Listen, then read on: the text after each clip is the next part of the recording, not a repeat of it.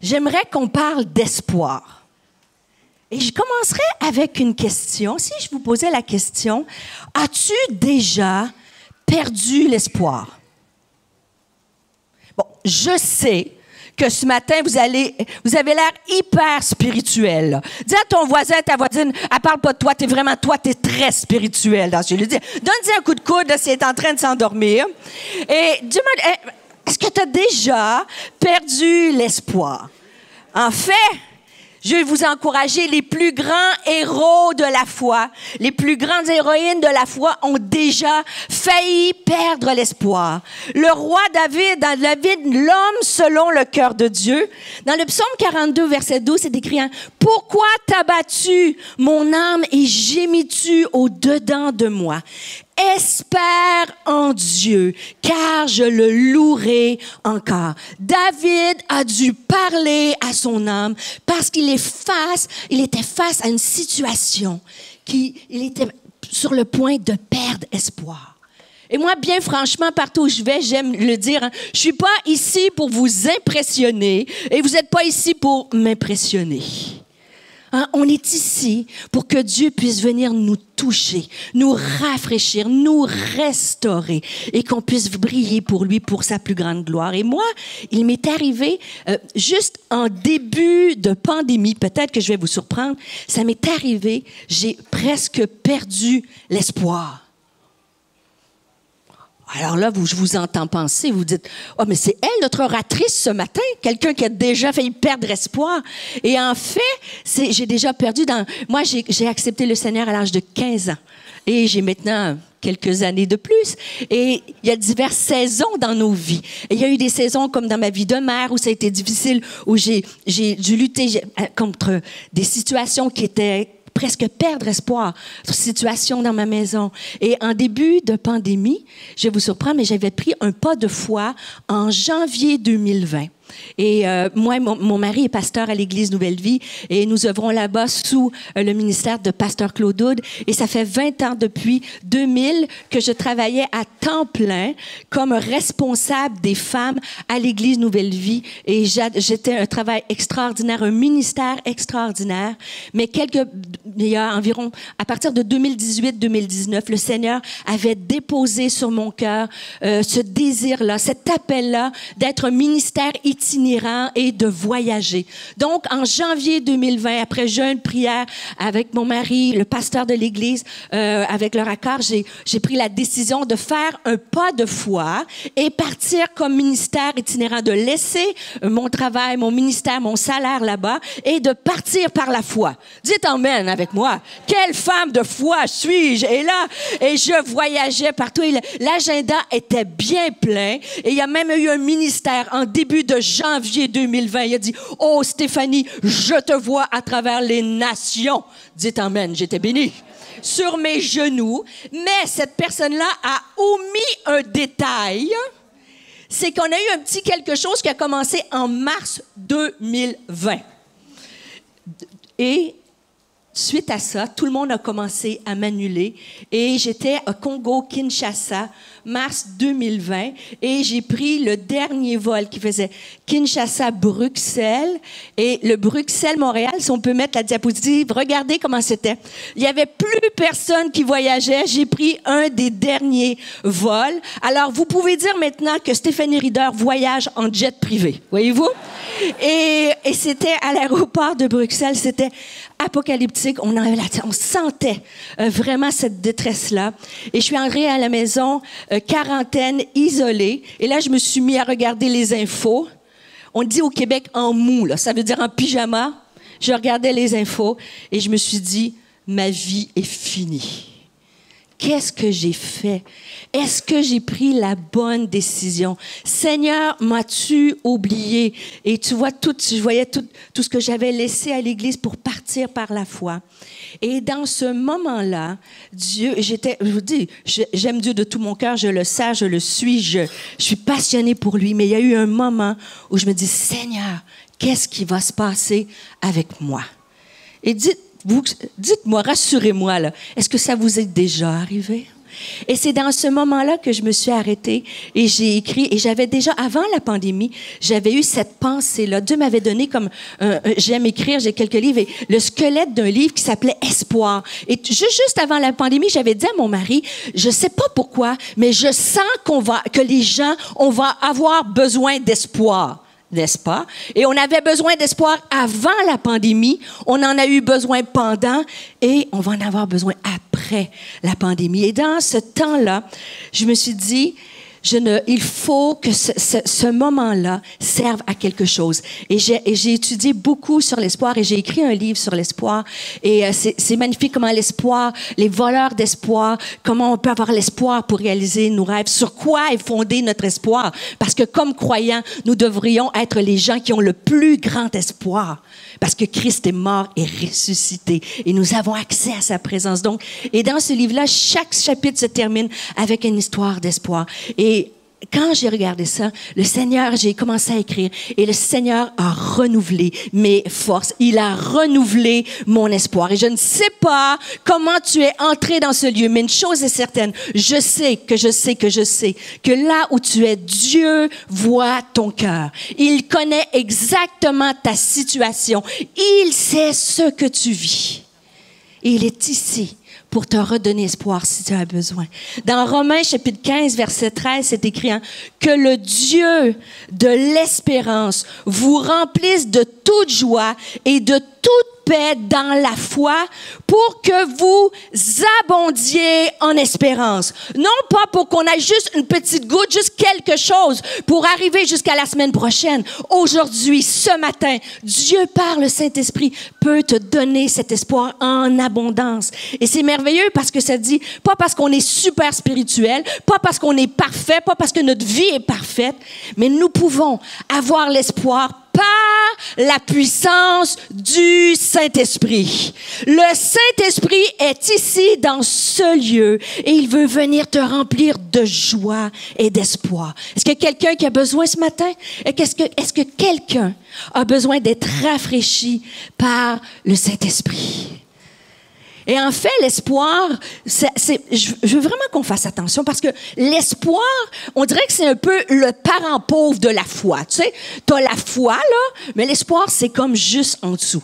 Et c'est complètement faux. Dans nombreuses reprises dans la Bible, Dieu se présente comme étant le Dieu de l'espérance. Et l'espoir, c'est bien plus qu'une petite babiole que t'achètes à la boutique. Tu sais, le coussin qui est marqué Hope, la tasse de café où c'est marqué espoir. L'espoir et la foi, ça marche main dans la main. Et qu'est-ce que c'est, si je vous posais la question, on parle d'espoir, qu'est-ce que c'est l'espoir?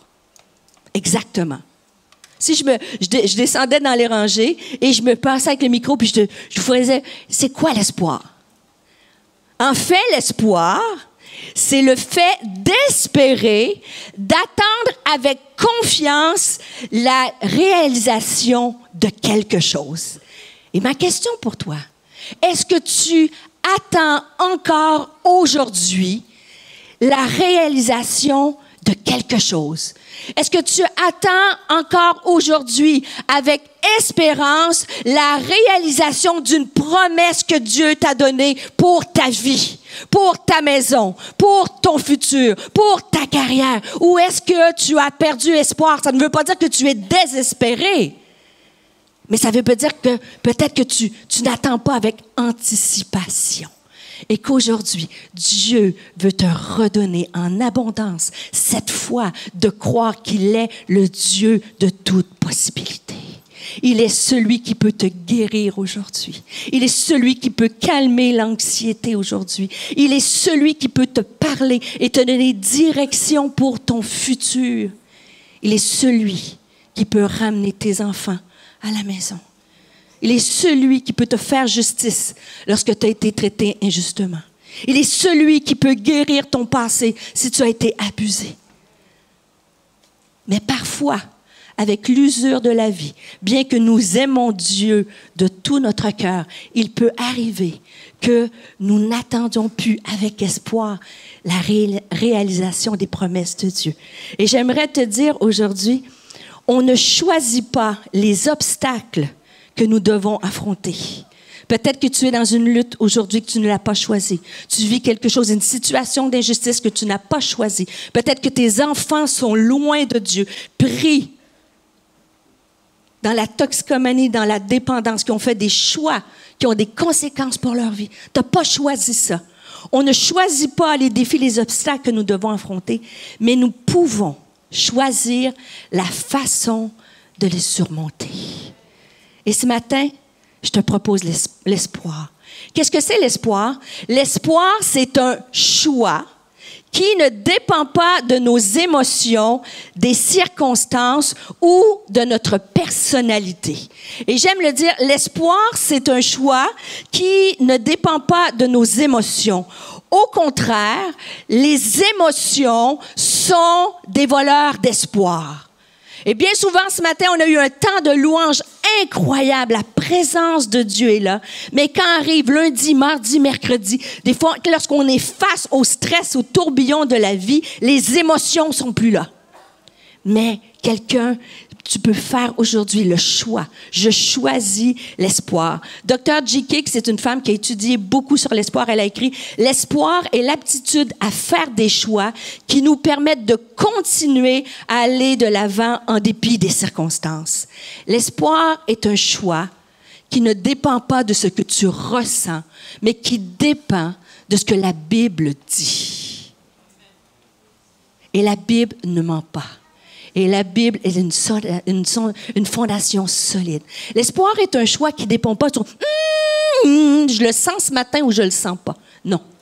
Mon espoir est fondé sur Dieu qui est fidèle, qui est juste, qui est puissant, qui ne change pas. Ça, c'est la source de mon espoir. L'espoir ne dépend pas des circonstances. Quand on regarde à travers l'histoire, il y a des hommes incroyables, des femmes, qui ont gardé l'espoir dans des situations terribles. Je pense à Nelson Mandela. Nelson Mandela, emprisonné, vous connaissez son histoire, lutté contre la ségrégation raciale, emprisonné pendant 27 ans dans des conditions atroces. Et Nelson Mandela dit dans au plus profond de sa cellule qu'il s'accrochait à l'espoir. Il a écrit « Souviens-toi que l'espoir est une arme formidable, même quand tout le reste est perdu. » Tu peux être dans une situation terrible, emprisonné émotionnellement, spirituellement, et tu peux garder l'espoir. Il a écrit que vos choix reflètent vos espoirs et non vos peurs. Et là, vous savez, quand on vient du Québec comme ça, là, Dieu nous donne une sensibilité. Là, et j'ai prié, moi, avant de venir ici. Là, je me suis préparée. Et là, je peux lire dans votre esprit. Là. Avez-vous peur? Non, bien, en fait, je vous entends penser, vous dites, ben oui, Stéphanie, Nelson Mandela. Moi, je suis pas quand même. Ben oui, c'est facile pour Nelson Mandela, tu sais, un homme de cette stature-là. Moi, je suis pas de cette stature, de cette position-là. Mais la bonne nouvelle, c'est que l'espoir ne repose pas sur la personnalité. Je vous pose la question dans ce lieu ce matin. Est-ce que vous êtes de personnalité plutôt optimiste ou pessimiste? Est-ce que vous voyez le verre à moitié plein ou à moitié vide? Selon vous, la question se pose. Comment voyez-vous votre optimiste ou pessimiste? OK. Bon, je vais me mouiller, moi. Moi, je suis d'une personnalité, vous devinez comment je suis, moi, plutôt? Un petit peu optimiste. Moi, le verre, il n'est pas à moitié plein, il déborde, voyez-vous, c'est le genre. Alors, à main levée, qui vous êtes des optimistes comme moi, là? Bon, et on peut être... Parfait. Mais, moi, mon mari, que j'aime de tout mon cœur, nous avons fêté 36 ans de mariage cette année. Wow! Hein? 36 ans. Je me suis mariée vraiment, vraiment jeune, là, hein, vous comprenez? Et mon mari, nous, c'est les contraires s'attirent, voyez-vous? Et lui, il est plutôt pessimiste. Lui, le verre, il est à moitié vide. Là, c'est genre comptable, il est pasteur administrateur à l'Église Nouvelle Vie. Et lui, tous les chiffres, ça balance là, à la somme près. Donc, lui, quand je dis quelque chose, il faut que je dise exactement la bonne chose ou en dessous quand j'achète des souliers, des chaussures, voyez-vous, là?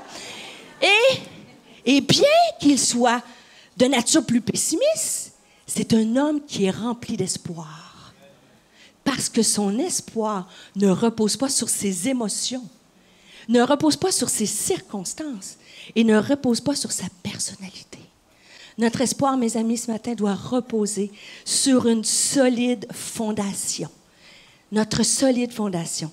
Et le texte que je partage, c'est dans Hébreux chapitre 10, verset 23, c'est écrit « Restons fermement attachés à l'espérance que nous reconnaissons comme vraie, car celui qui nous a fait les promesses est digne de confiance. » Et il y a deux portions de ce texte-là que je veux développer.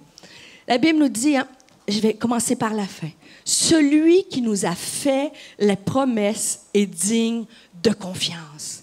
Malheureusement, aujourd'hui, nous perdons espoir. Nous avons peur des faux espoirs parce qu'il y a des gens qui nous ont fait des promesses qui n'étaient pas dignes de confiance. Et c'est ce qui vient effriter l'espoir. On a peur d'être déçu. Peut-être que tu as quelqu'un qui t'a fait des promesses dans un mariage, un homme, une femme, tu as eu une promesse dans ton couple et ce mariage-là s'est brisé. Peut-être que dans ta famille, avec tes enfants, peut-être au boulot, tu attendais une promotion, peut-être que tu pensais entrer à l'université et finalement, tu as eu une déception et tu as eu des faux espoirs. Et aujourd'hui, des fois même avec Dieu, on a peur d'espérer parce qu'on a peur d'être déçu. Et Hébreux chapitre 6, verset 19 nous dit « Cette espérance est pour nous comme l'encre de notre vie, sûre et solide. Et peu importe ce que tu traverses, lorsque tu mets ton espoir en Jésus, comme l'encre qui est solide, il vient calmer la tempête. » Il vient calmer la tempête. Et je ne sais pas, est-ce que vous avez déjà été sur des bateaux, des navires? Qui a déjà fait des croisières, des trucs comme ça? À main levée, dites-moi. Ouais, est-ce que vous avez déjà été sur un bateau et que la tempête s'est levée? Ouais? Et vous avez eu l'anneau. Moi, bon, peut-être pour certains, vous ne me connaissez pas, mais moi, je suis d'arrière-plan scientifique. J'ai un doctorat en biochimie. J'ai travaillé pendant plusieurs années en pharmaceutique. Et la science et la foi, c'est une de mes passions. Et avant de faire mon doctorat, j'ai fait un master en océanographie. Là, tu donnes un coup de coude à ton voisin, ta voisine dit « Qu'est-ce qu'elle faisait, Stéphanie, en océanographie? » Et la réponse est, elle ne sait même pas elle-même. Hein? Tous les voix de Dieu sont mystérieuses. Alors, et j'étais dans ce master-là, et moi, où je viens, si vous regardez la carte du Québec, là, il y a la pointe de la Gaspésie, et moi, je viens d'une ville qui s'appelle Rimouski. Et Rimouski, il y a le fleuve Saint-Laurent. Bon, je sais qu'ici, vous avez des cours d'eau en France, là, mais il y a cours d'eau et cours d'eau. Nous, le fleuve où j'habite, il est immense. On ne voit pas l'autre côté de la rive.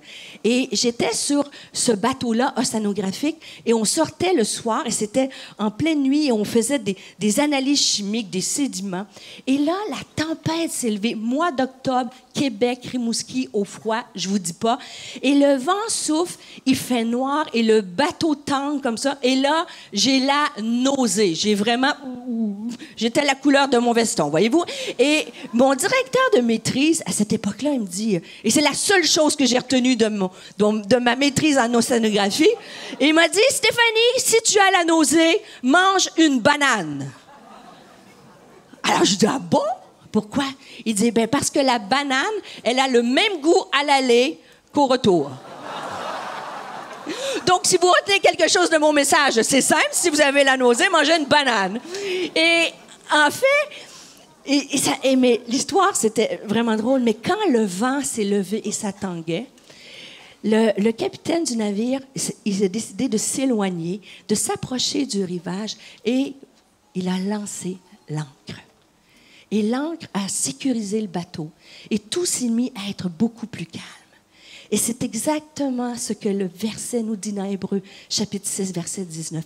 L'ancre, c'est l'espoir, hein, qui est une ancre solide pour notre âme. Et si ce matin, ton bateau, ta maison, ton cœur, ton âme est en train de sous le vent comme ça, avec les flots, et tu es agité, on va lancer, tout à l'heure, on va aller à la prière et on va lancer l'ancre de l'espoir. Et il va venir sécuriser, mettre la paix dans ton âme. Et Lee Strobel, qui est un journaliste que j'aime beaucoup, et il a écrit un livre qui s'appelle The Case for Hope. Et dans ce livre-là, il dit l'espoir a un impact uniquement si nous l'ancrons à celui qui a le vrai pouvoir. Et dans la société d'aujourd'hui, il y a beaucoup de pensées positives, il y a beaucoup de trucs comme ça. Mais nous, croyants, nous pouvons avoir cet espoir digne parce que celui qui fait les promesses est digne de confiance. Et en fait, c'est celui qui a le vrai pouvoir. Pour moi, à chaque fois que la tempête se lève dans ma vie, moi, je regarde au ciel et à la création. La Bible nous dit qu'on peut voir Dieu à travers ce qu'il a fait. Et des fois, quand on peut être ébranlé, on ne sait pas trop, mais je reviens à ce qui est digne de confiance. Et ce qui est digne de confiance, c'est ce que Dieu a créé. Il a créé l'univers au complet, des milliards et des milliards et des milliards et des milliards, non pas d'étoiles, mais de galaxies, bara à partir de rien. Et si on regarde la positive, et je ne vous ferai pas un grand cours, vous allez voir, je vais faire ça très, très rapidement. Pourquoi je vous fais cette démonstration-là ce matin? Parce que des fois, on a besoin que, bien sûr, on a la foi, on croit en Dieu, mais on a besoin que notre foi soit enracinée dans quelque chose de solide. Et ce qui est solide, c'est Dieu créateur. Et lorsqu'on regarde, ça, c'est notre galaxie qui s'appelle la Voie lactée. Et c'est fantastique, la Voie lactée, c'est immense, comme vous pouvez voir les kilomètres de diamètre. Mais si tu mets la prochaine, pendant des années, la prochaine diapositive, pendant des années, les scientifiques, au début, croyaient que la Terre était le centre de l'univers. Mais en fait, si je vous fais un petit schéma, c'est bien simple. Nous sommes la Voie lactée. Et dans la Voie lactée, nous, la planète Terre, on est dans le système solaire. Et pendant des années, on pensait que la Terre était au centre de l'univers et que tout le monde tournait autour de la Terre. Et là, on a réalisé, en fait, que si tu regardes sur la diapo, où tu vois la petite... Oups, recule, s'il te plaît, si tu peux revenir. Où tu vois la petite flèche marquée Soleil, c'est juste à cet endroit-là. Ça, c'est notre système solaire dans notre galaxie qui s'appelle la Voie lactée. Et nous sommes une poussière dans cette grande galaxie-là. Et je ne veux pas vous faire de la peine ce matin, mais j'aimerais vous dire que vous n'êtes pas le centre de l'univers. Dis à ton voisin, ta voisine, si tu es marié, en plus, si c'est ton mari ou ta femme, là, profites-en. Dis-lui, chérie, tu n'es pas le centre de l'univers. Stéphanie vient de le dire. Et quand on regarde à cette... Et moi, ça me fait sourire parce que ça nous donne un recul puis de dire, wow, c'est tellement grand. Et notre galaxie, là, on peut mettre la prochaine, notre galaxie fait partie de l'univers qu'on en connaît aujourd'hui. Cette galaxie-là, constituée de milliards et de milliards et milliards d'étoiles, fait partie d'un univers qui est constitué de milliards et de milliards et de milliards de galaxies. Et c'est fascinant de voir que la Bible nous dit que Dieu a créé bara, tout cet univers-là, avec une précision infinie à partir de rien. Et ce qui est encore plus phénoménal, c'est que pendant des années, moi, sur les bancs d'université, il y avait beaucoup d'athées. Puis tu disais que tu étais croyante, puis tu disais, ben voyons, la foi, c'est une béquille pour les faibles, non. Est-ce que vous avez la même chose ici en France? Et là, tu avais quasiment honte de dire que tu étais croyante.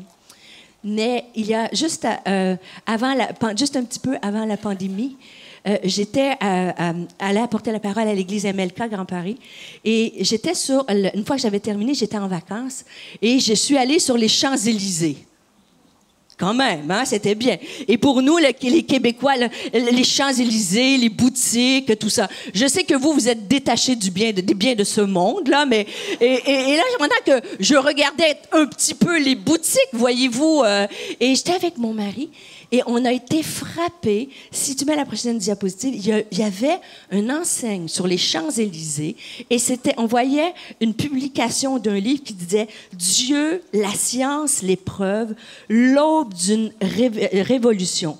La science, nouvelle alliée de Dieu. » Et je vous le dis d'un point de vue scientifique, maintenant, les plus grandes recherches scientifiques, dont l'origine de la vie, vous savez, c'est impossible. Tous les scientifiques qui sont honnêtes intellectuellement ne peuvent pas expliquer comment la vie est apparue sur Terre. Tous les scientifiques qui sont honnêtes intellectuellement ne peuvent pas expliquer l'origine de l'univers, comment l'univers a débuté. Et tous les scientifiques ne peuvent pas expliquer les précisions, la perfection dans l'infiniment grand comme dans l'infiniment petit. Et aujourd'hui, parce qu'on ne peut pas l'expliquer, la théorie du hasard commence à s'éliminer complètement. Et dans les universités, on pointe et on dit qu'il doit exister un acte de création. Et savez-vous la bonne nouvelle? C'est que la Bible est écrite dès le commencement de la Genèse. La Bible a dit: au commencement, Dieu créa les cieux et la terre. Il a déclaré dès le commencement, parce qu'il est le grand créateur, qu'il y a eu un commencement à toutes ces choses. Et maintenant, je vous dis, parlez avec des gens, des scientifiques de haut niveau. Même le Figaro a titré récemment, Figaro Magazine, « Quand la science croit en Dieu, le livre qui bouleverse les certitudes. » Et maintenant, mes amis, comme croyants, nous pouvons mettre notre espoir en celui qui est tout-puissant. Si Dieu a créé un univers précis à partir de rien, s'il a mis l'ordre dans le chaos, la lumière dans l'obscurité, crois-tu qu'il ne peut pas le faire dans ta vie aujourd'hui? Il peut créer, recréer quelque chose qui est mort dans ta vie et redonner vie. Et il peut mettre la lumière dans le cœur le plus obscur. Il peut mettre la lumière dans ton âme. Je peux avoir espoir parce que celui qui fait la promesse est digne de confiance. Alors que j'arrive à la fin de ce message-là, j'ai dit, l'espoir est un choix qui ne repose pas sur nos émotions, un choix qui ne repose pas sur nos circonstances, un choix qui ne repose pas sur notre personnalité. L'espoir est un choix qui repose sur une solide fondation. Et la fondation, c'est Dieu créateur, tout-puissant. Et ce Dieu-là n'est pas un Dieu impersonnel. Il n'est pas un Dieu de constante physique. La Bible nous dit que Dieu a tellement aimé le monde qu'il a envoyé Jésus-Christ, son Fils, mourir pour toi, pour moi. C'est un Dieu puissant, mais il est un Dieu personnel. Et si tu ne le connais pas encore personnellement, je t'invite peut-être, si quelqu'un t'a emmené aujourd'hui pour la première fois, de dire, je ne le connais pas personnellement, ce Jésus-là, ce Dieu-là. J'aimerais que tu m'en parles plus. J'aimerais qu'il devienne le Seigneur et le Sauveur de ma vie. Ton espoir est fondé sur la solide fondation. Christ mort et ressuscité par amour pour toi. Et la dernière point que je veux partager, alors que les musiciens s'approchent, l'espoir est un choix qui triomphe de toutes nos déceptions. Et le texte que j'ai développé ce matin, c'était en Hébreux, chapitre 10, verset 23. J'ai dit, restons fermement attachés à l'espérance que nous reconnaissons comme vraie, car celui qui nous a fait les promesses est digne de confiance. Je vous ai parlé que celui qui a fait les promesses est digne de confiance. Mais le texte est tellement magnifique parce qu'il débute en disant 3 mots. Restons fermement attachés. Et si l'auteur du livre aux Hébreux prend le temps de dire « restons fermement attachés », c'est qu'il est possible de s'en détacher. Je ne sais pas comment tu es rentré dans ce lieu. Je t'ai posé la question tout à l'heure en commençant. As-tu déjà perdu l'espoir? Ça ne veut pas dire qu'on est désespéré, qu'on ne croit pas en Dieu. Mais ça veut dire que j'attends plus avec anticipation et foi que Dieu fasse quelque chose. Et là, je vais te poser une question encore plus profonde. Comme je dis toujours, on n'est pas ici pour jouer à l'église. Vous savez, vous êtes occupés, vous avez des vies, des enfants. Quand vous prenez le temps de venir à l'église, c'est parce que vous voulez qu'il se passe quelque chose. On ne joue pas à l'église non plus. On ne fait pas Montréal, Bruxelles en 72 heures juste pour s'amuser. On fait tout ça parce qu'on croit que Dieu est le Dieu des miracles, est le Dieu de la consolation, est le Dieu qui change des vies, le Dieu qui ramène des vies. La question que j'ai pour toi, je vais être bien honnête. Si je te posais la question, as-tu déjà perdu espoir en Jésus? Ou même, as-tu déjà été déçu de Jésus. C'est presque choquant de poser la question pendant que les musiciens jouent juste tout doucement. Je vais terminer avec ce dernier texte-là. La parole est tellement vraie, la Bible. C'est un livre merveilleux. Il n'y a pas de maquillage dans la Bible. Et il y a 2 hommes qui ont aimé Jésus, qui ont marché avec Jésus, qui ont tout donné à Jésus. C'était leur ami.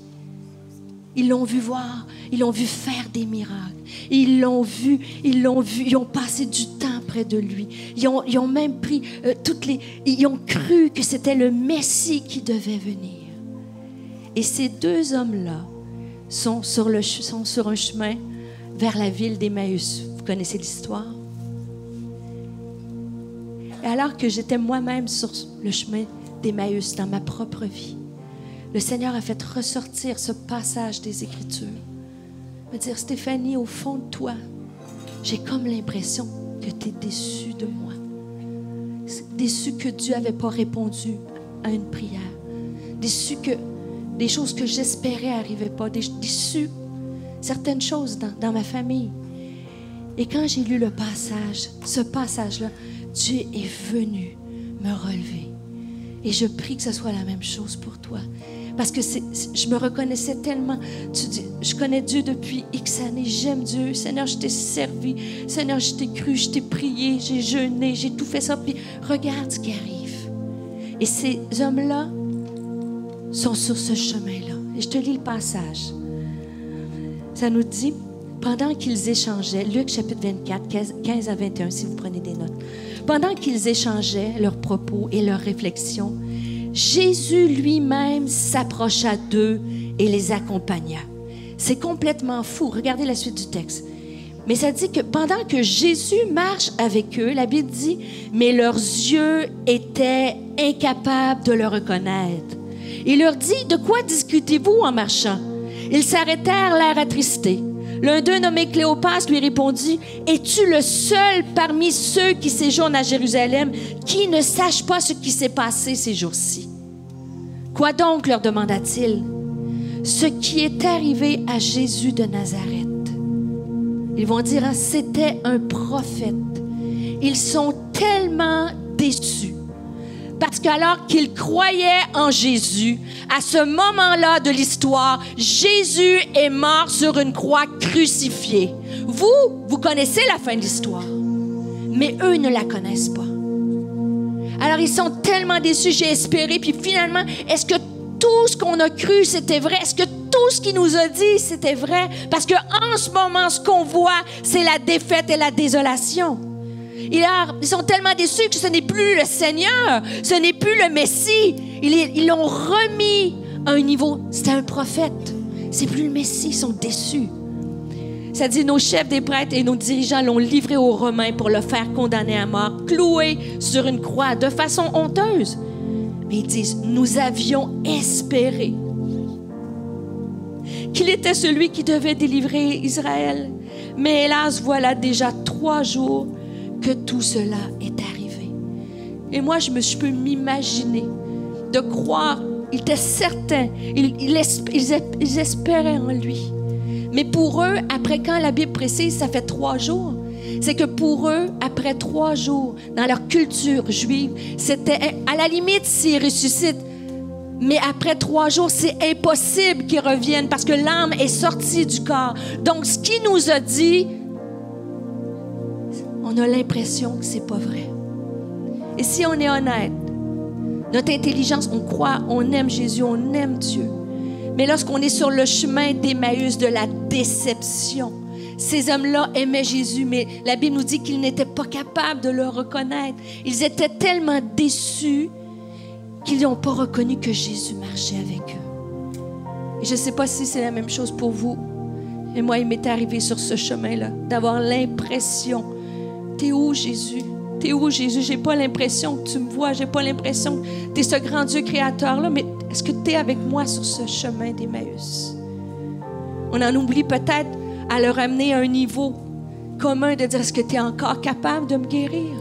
Est-ce que tu es encore capable de ramener mon fils qui est loin de toi? Est-ce que tu es encore capable de le faire? Et la Bible nous dit Dieu les a pas jugés. Jésus les a pas jugés. Ils sont entrés dans une maison. Et alors qu'ils ont pris la communion, ils ont brisé le pain. Ils se sont rappelés ce que Jésus avait dit. Et ça dit que lorsqu'ils ont entré en communion, qu'ils ont mangé avec lui, leurs yeux se sont ouverts. Vous irez lire le texte, c'est ça qui est écrit. Leurs yeux se sont ouverts et ils le reconnurent. La déception les empêchait de le voir, mais la communion avec lui a ouvert les yeux. Puis ils ont dit, tu es vraiment ressuscité. Ne laisse pas la déception d'un mariage, ne laisse pas la déception d'un travail, de ton futur, ne laisse pas la dépression t'empêcher de voir Jésus. Ce matin, dans un moment de communion, il peut venir et t'ouvrir les yeux et tu vas même que tu sais qu'il est ressuscité, mais tu vas t'emparer de la promesse avec espoir. Pour ces hommes-là, la crucifixion avait l'air du plus grand lieu de défaite. Tout était mort, Jésus cloué à la croix. Mais en fait, la crucifixion était le plus grand lieu de victoire. Et des fois, les événements nous empêchent de voir le lieu de victoire quand nous sommes dans le lieu de défaite. Et je veux le dire à quelqu'un qui a besoin de l'entendre ce matin. Peut-être que tu as l'impression que tu es dans un lieu de défaite, mais Dieu change les lieux de défaite en lieux de victoire. Dieu change les lieux de défaite en lieux de victoire. Il y a de l'espoir ce matin. Il est dans ce lieu. Et je peux le proclamer haut et fort, parce que dans mes lieux de défaite, Dieu est venu me rafraîchir, me redonner espoir. Il a changé les défaites en victoire dans ma maison. Il peut le faire pour toi. Si on met la dernière diapositive, image 8, cette femme-là, vous allez voir pour la dernière. Il y a une photo qui va apparaître à l'écran. Ah, peut-être vous ne l'avez pas, c'est pas important. J'arrive d'un voyage en Philippines. J'étais avec 15 femmes, on est allés dans les bidonvilles, distribuer de la nourriture, aider. Il y a beaucoup de cyber-exploitation là-bas. On a travaillé, on a apporté la parole, on a fait des cliniques médicales et on a pu impacter des gens dans des bidonvilles. Et pendant que j'étais dans cette mission-là, j'ai été tellement touchée parce que la dame, la femme qui était responsable du voyage missionnaire, qui est notre pasteur des missions à l'Église Nouvelle Vie, je la voyais rayonner, donner la nourriture, prier, emmener l'espoir. Et cette femme-là, il y a quelques années de cela, je l'ai vue marcher sur le chemin d'Emmaüs. Cette femme-là a été élevée à l'église, son père était pasteur, elle a marié un homme dans l'église, ils se sont aimés, ils se marièrent et eurent beaucoup d'enfants. Dites amen, ça serait bien si l'histoire se termine comme ça. Malheureusement, violence, l'homme s'est éloigné de Dieu, bien que marié dans l'église, s'est éloigné de Dieu, est devenu violent. Elle a dû fuir le foyer parce qu'il la battait elle, battait ses enfants. Elle a dû se protéger, s'est mise à l'écart. Après quelques années, il a demandé le divorce. Elle s'est retrouvée mère monoparentale avec 2 adolescents de 16 ans. J'ai vu cette femme choisir l'espoir. En dépit des circonstances, en dépit des émotions, parce que cette femme avait une solide fondation en Jésus-Christ. Et parce qu'elle s'est accrochée à l'espoir, Dieu est venu la guérir des déceptions, parce qu'elle s'était fait faire des fausses promesses qui créent des faux espoirs. Mais Dieu est venu la guérir. Et aujourd'hui, le Seigneur la propulse partout dans les nations. Et elle-même, elle est une source d'espoir partout où elle va. Si Dieu peut le faire pour mon amie Sonia Massot, il peut le faire pour toi ce matin. Et j'aimerais qu'on puisse se lever ensemble. Et on va chanter un chant avec cette merveilleuse équipe de louanges. Et pendant qu'on va chanter ce chant, j'aimerais que tu puisses maintenant être entre toi et Dieu. Et si tu as besoin ce matin que Dieu vienne te renouveler, que Dieu vienne te redonner l'espoir, que tu puisses juste ouvrir ton cœur, comme ces disciples sur le chemin d'Emmaüs, Alors qu'on va entrer en communion avec lui, avec ce grand Dieu créateur, puissant mais personnel. Il te connaît. Il veut venir te toucher ce matin. Si on peut chanter ensemble. Était là de la création, Fils unique du Dieu très haut, mystère de ta gloire révélée. En toi, Christ, notre Seigneur, oh, ce nom est si merveilleux, oh, ce nom est si merveilleux, le nom de Jésus-Christ, mon roi. Oh, ce nom est si merveilleux, sa beauté sans pareil. Oh, ce nom est si merveilleux, le nom de Jésus.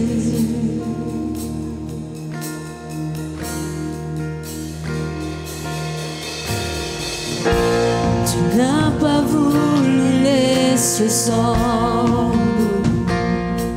Alors Jésus, tu es venu. Ton amour a vaincu nos péchés. Pour rien ne peut nous séparer, Seigneur. Ne peut nous séparer. Oh, ce nom est si glorieux. Oh, ce nom est si glorieux. Le nom de Jésus-Christ, mon roi. Oh, ce nom est si glorieux. Sa beauté sans pareil. Oh, ce nom est si glorieux. Le nom de Jésus. Oh, ce nom est si glorieux. Le nom de Jésus. Alléluia. Alléluia. J'aimerais qu'on puisse vraiment fermer les yeux. Maintenant, c'est un moment entre toi et Dieu. Comme je dis, on n'est pas ici pour s'impressionner. On est ici pour être touché par Dieu. Alors si, pendant que tout le monde a les yeux fermés, je ne voudrais pas quitter cette magnifique église sans pouvoir prier pour toi. Et je voudrais juste à main levée. Si tu me dis, Stéphanie, j'ai besoin que le Dieu de l'espérance vienne me fortifier ce matin. Est-ce qu'il y a quelqu'un dans ce lieu, juste à main levée, de dire, moi, Stéphanie, j'ai besoin que le Dieu de l'espérance vienne me fortifier. J'ai besoin, lève-la bien haute, lève-la bien haute. Comme cette femme à la perte de sang, elle a dû toucher Jésus. Elle a dû lever sa main, faire une action, de dire, Jésus, je te touche. Je te touche, j'ai besoin. Garde ta main haute. J'ai besoin de te toucher ce matin. Seigneur, j'ai besoin d'entrer en communion avec toi. Viens ouvrir mes yeux. Je crois en toi, je te connais, mais j'ai besoin d'avoir cette espérance rafraîchie, cette espérance nouvelle. Je veux mettre, Seigneur, mon espoir en toi ce matin pour ma maison. N'hésite pas si tu as besoin. Alléluia, Jésus. Alléluia. On a plein de gens ici à l'avant. Alléluia, Seigneur Jésus. Seigneur Jésus, viens agir dans ce lieu, Jésus. Alléluia. Seigneur, tu connais chaque situation. Est-ce que je peux vous demander quelque chose? Je voudrais être obéissante à Dieu. Je voudrais vous demander, c'est comme si Dieu te dit, fais un pas de foi. Sors du chemin d'Emmaüs, viens ici. Pendant quelques instants, si tu as besoin que je prie pour toi, viens à l'avant. N'hésite pas, descends la rangée. On était plein, on va prendre la place. Viens, il y a plein de gens. C'est comme si c'est un pas de foi. Tu sors du chemin d'Emmaüs, tu sors du chemin.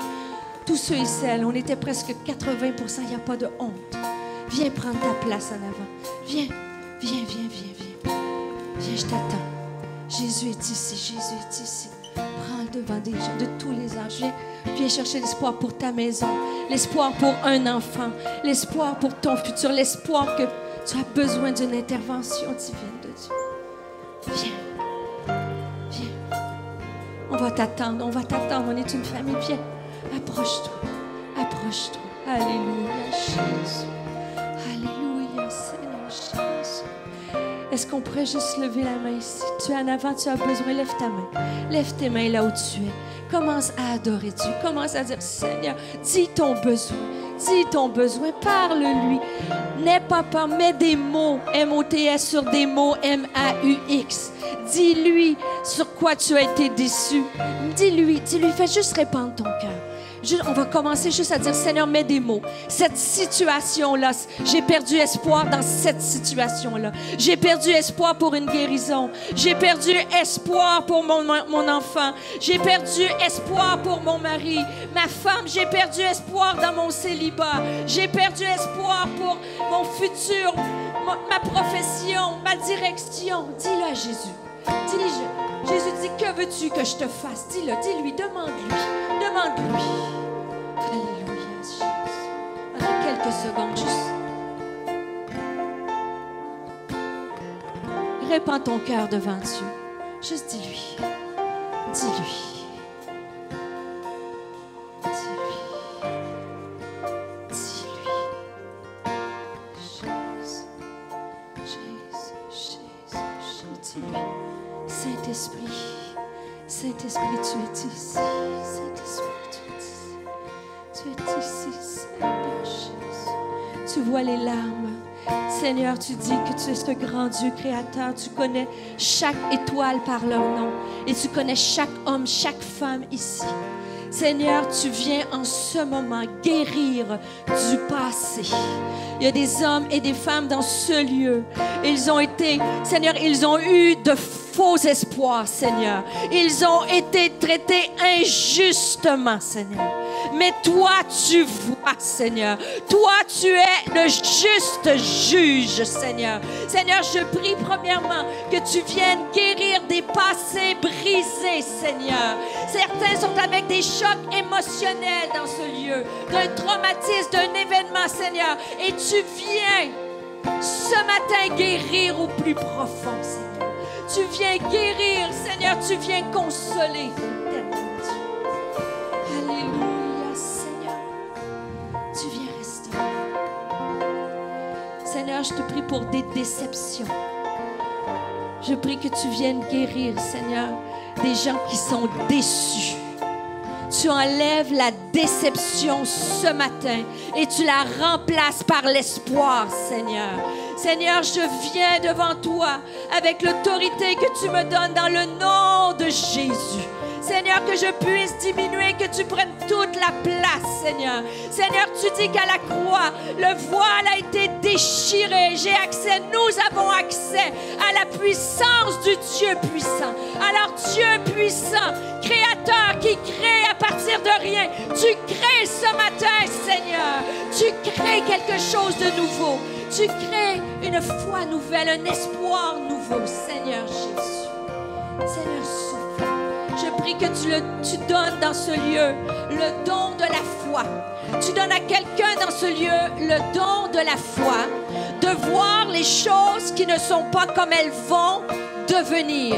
Seigneur, je prie ce matin que des gens qui regardent à la croix comme un lieu de défaite, Seigneur, montre-leur comme la croix est un lieu de victoire. Tu vas leur donner victoire. Seigneur, j'appelle à toi des mariages restaurés. J'appelle à toi des foyers restaurés. J'appelle à toi des enfants restaurés. Je dis à l'ennemi, tu n'as plus accès sur ces familles. J'appelle à toi, Seigneur, des filles qui reviennent à toi, des fils qui reviennent à toi, des relations restaurées, Seigneur Jésus. Jésus. Seigneur, Seigneur, tu dis, Seigneur, que ta parole ne revient jamais sans avoir fait son effet. Seigneur, tu dis que tu accompagnes ta parole par des signes et des prodiges.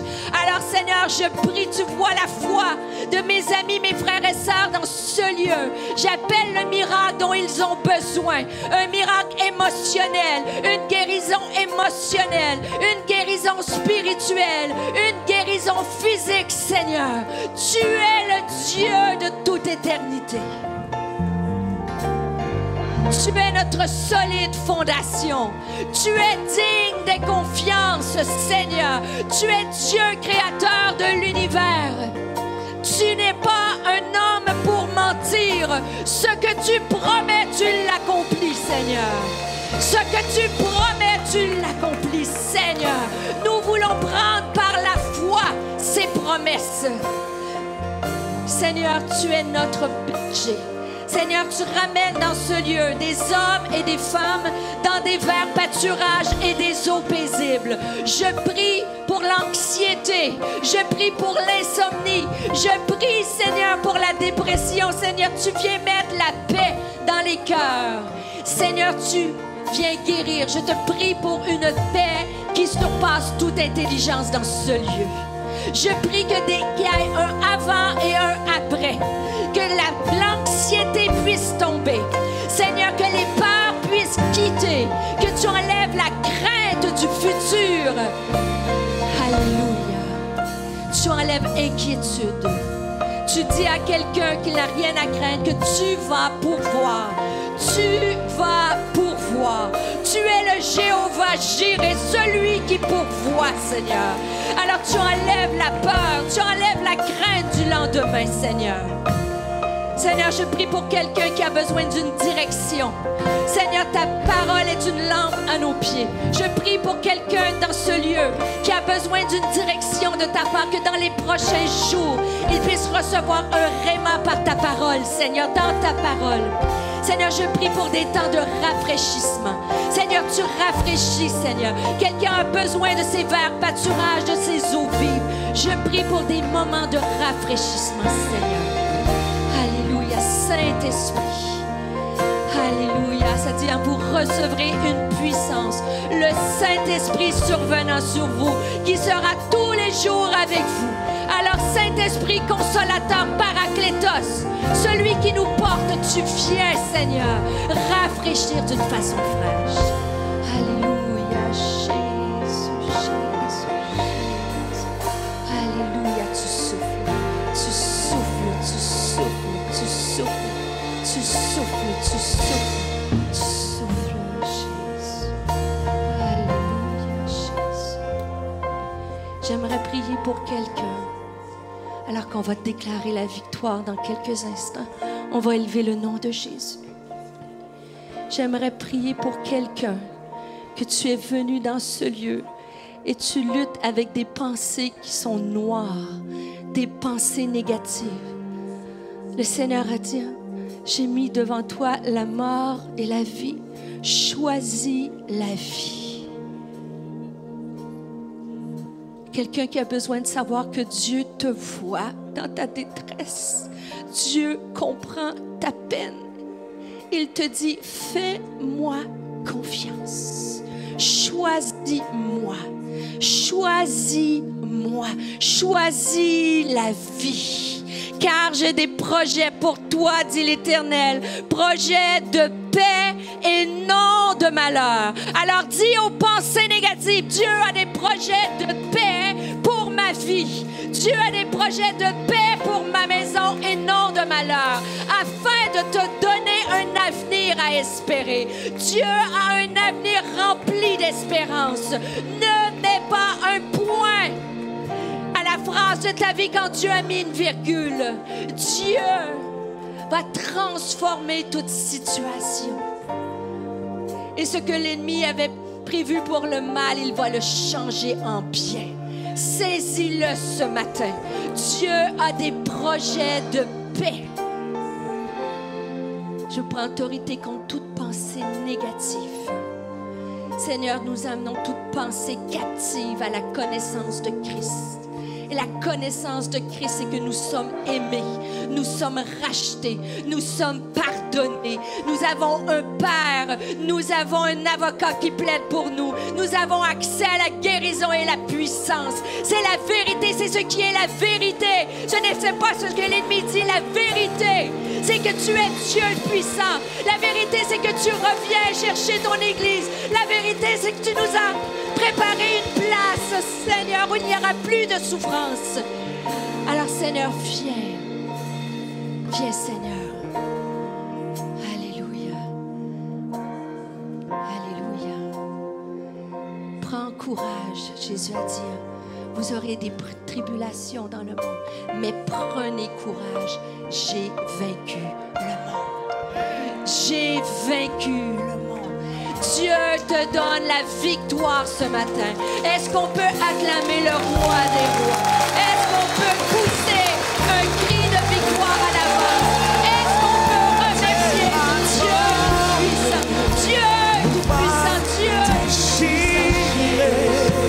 Désarmant la mort et le péché, les yeux chantent ta gloire, l'écho de ta victoire, car tu es le roi ressuscité. La terre a tremblé, la terre a tremblé, le voile s'est déchiré. Il a désarmé la mort, et le péché. Les yeux chantent ta gloire, l'écho de ta victoire, car tu es le roi ressuscité. Tu n'as rien à craindre, car il est sans rival. Tu es sans rival, tu es sans égal. Il triomphe encore. Tu triomphes à tout jamais. À toi soit le règne. À toi soit le règne. À toi soit la gloire, car ton nom surpasse tout autre. Tu es sans rival, tu es sans rival, tu es sans rival, tu es sans égal. Tu triomphes encore. Tu triomphes à tout jamais. Allez, sois tout le règne. À toi soit le règne. À toi soit la gloire, car ton nom surpasse tout autre nom. Oh, ce nom est victorieux. Oh, ce nom est victorieux. Le nom de Jésus-Christ. Il a reçu le nom au-dessus de tout.